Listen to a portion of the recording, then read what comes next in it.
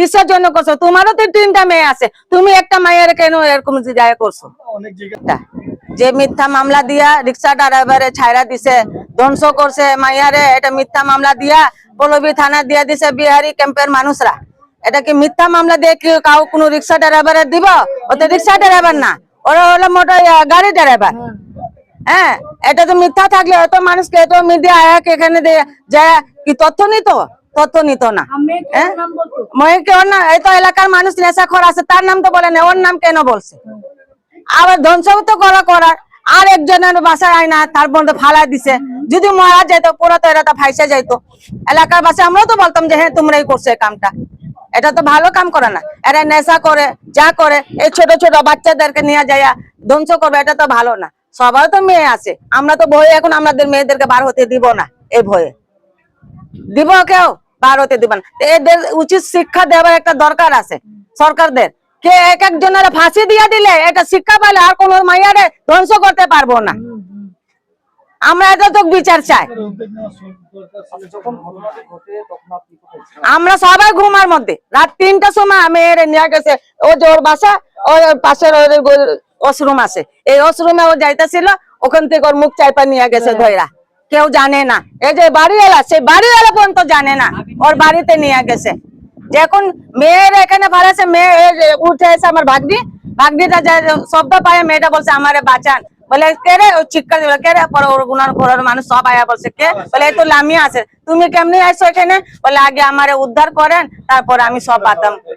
ওরা উঠাতে গেছে, দেখছে একবারে ও লঙ্গো মেয়েটা। পরে কই তারা তোর আমি কাপড় চুপড়, ওরে কাপড় চুপড় পরে বার করছে। পরে কে রে তোর এরকম করছে? ওই যে আমারে পাশের ঘরে ওই বাড়িওয়ালার লাম্বু মানুষটা আমারে নিয়ে যায়, এরকম এরকম করছে। পরে ওনারে সবাই যায় মিলা ধরছে, কই না আমি এরকম কাম করি না, ইয়া করি না। যখন মারধর করছে তখন স্বীকার করছে যে হ্যাঁ আমি করছি। এটা কি ভালো?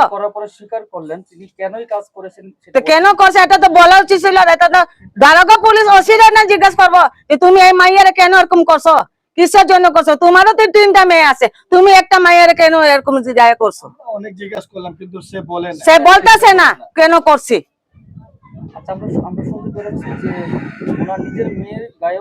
হ্যাঁ হ্যাঁ, আমরাও শুনছি, আমরা দেখি না, চোখে ইয়া করি না।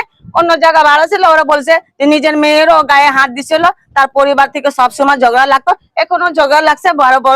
12 দিন থেকে না, 12-13 দিন থেকে ছিল না ফ্যামিলিরা। এই বলছে যে আপনার ফ্যামিলি নাই, আপনারে আমরা রাখুম না, আপনি নেশা করেন, আপনি চলে যান। পরে ওর হাত পা দৌড় কইরা কইছে ভাই আমারে কিছু সময় দেন, আমি থাইকা আমি বাসা ছাইরা দিন।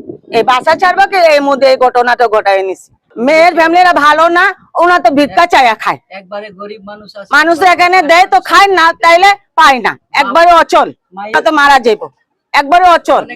এলাকার মানুষ সবাই দেখাশোনা করে, পারে দেয়, থাকলে না থাকলে ওরা না খায়াও থাকে। হ্যাঁ, ওরা জানে যে এরা গরিব মানুষ, এরা তো কিছু করতে পারবো না, এরকম করে আমি ভাড়া হয়ে যাবো। আর যদি পারে হয়, মেয়েটা যদি মারা থাকতো, এরা যদি বার না হতো, তাহলে তো মনে করুন সকালে দেখতো মারা, তাহলে তো এরা এই বাড়িওয়ালাও ফাঁসতো, এটাও ফাঁসা যেত। আমরা বিচার চাই যে এরকম মানুষরে এরকম ভাবে শাস্তি দেন যাতে আমরা সবাই মিলে ফাঁসি চাই। যারা মানুষের ধ্বংস করে ছোট ছোট বাচ্চাদেরকে, তাদেরকে আমরা ফাঁসি চাই।